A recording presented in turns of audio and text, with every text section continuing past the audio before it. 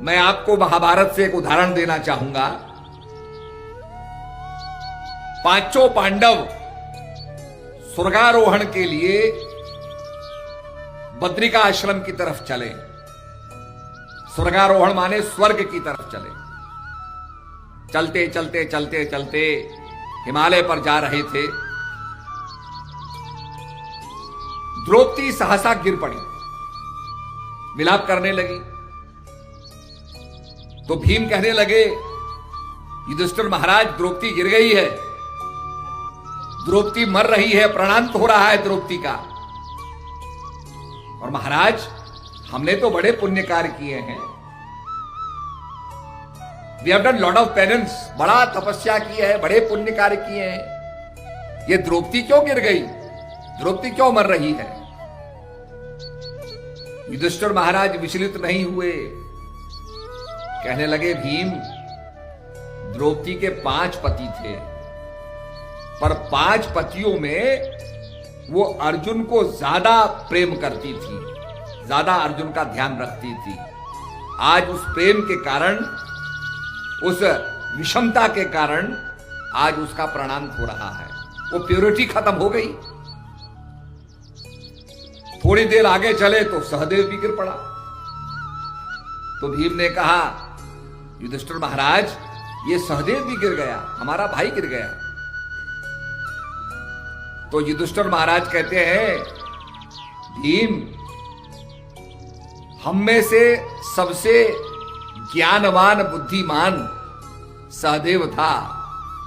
उसको बड़ा अहंकार था कि मैं सबसे ज्यादा बुद्धिमान हूं, सबसे ज्यादा ज्ञानवान हूं। आज उस अहंकार के कारण उसकी मौत हो रही है, वो गिर गया। तो ये जो फ्लो है, इंप्यूरिटीज का जो फ्लो है, ये फ्लो अध्यात्म को प्रभावित करता है।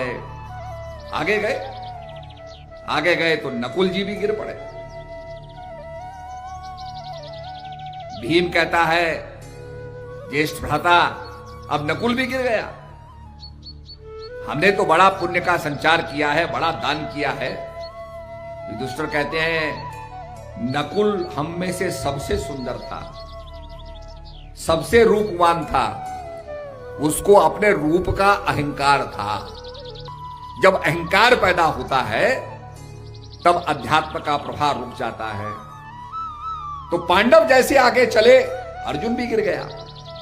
भीम ने कहा, युधिष्ठिर महाराज, अब तो अर्जुन भी गिर गया है। तो युधिष्ठिर कहते हैं, अर्जुन हम में सबसे ज्यादा बड़ा धनुर्धर था, आचर था, बाण चलाने वाला था। और उसके अंदर अभिमान था कि मुझ जैसा कोई बाण चलाने वाला नहीं हूं। उस अहंकार ने उसकी प्रगति रोक दी। आज वो मृत्युशैया पर पड़ा हुआ है, मौत को जा रहा है। आगे गया तो भीम भी गिर गया। भीम ने पुकारा अपने भाई को, युधिष्ठिर महाराज, मैं भी अब, मेरा भी प्राणांत हो रहा है। तो कहा, भीम, तुम तो केवल खाने के पीछे ही तुम्हारा ध्यान रहता था, और तुम्हें भी बड़ा गौरव था कि मेरे साथ बलशाली कोई नहीं है। इस अहंकार ने भी तुम्हारा पतन कर दिया। आगे चलते चलते युधिष्ठिर महाराज पहुंचे। उनके साथ एक कुत्ता था। आगे पहुंचे तो आगे देवतागण खड़े हुए थे कि महाराज, ये आपके लिए हम विमान लाए हैं। ये विमान धरती पर आया है और आपसे हम प्रार्थना करते हैं कि आप सशरीर, विद दिस ह्यूमन बॉडी, सशरीर आप स्वर्ग को प्रस्थान करें। युधिष्ठिर महाराज कहते हैं, ठीक है, बहुत अच्छी बात, बड़ी प्रसन्नता का विषय है, बड़े आनंद का विषय है, पर यह कुत्ता भी मेरे साथ आया है और मैं इसको त्याग नहीं सकता। मेरे भाई एक के बाद एक मृत्यु को प्राप्त हो गए। कई कठिनाई, स्वर्गारोहण में कई कठिनाई हुई। ये सारी कठिनाई को सहता हुआ ये कुत्ता स्वामी भक्त और शरणागत होकर के मेरे साथ चल रहा है। He is totally dedicated to me. तो मैं जो मेरा शरणागत हो, जो मेरा भक्त हो, मेरा साथ दे रहा हो, ऐसे व्यक्ति को त्यागना नहीं चाहिए। तभी तो भगवान कहते हैं जो मेरी शरणागत आ जाता है उसका मैं कल्याण कर देता हूं, उसका मैं उद्धार कर देता हूं। तो यही बात युधिष्ठिर महाराज ने कही।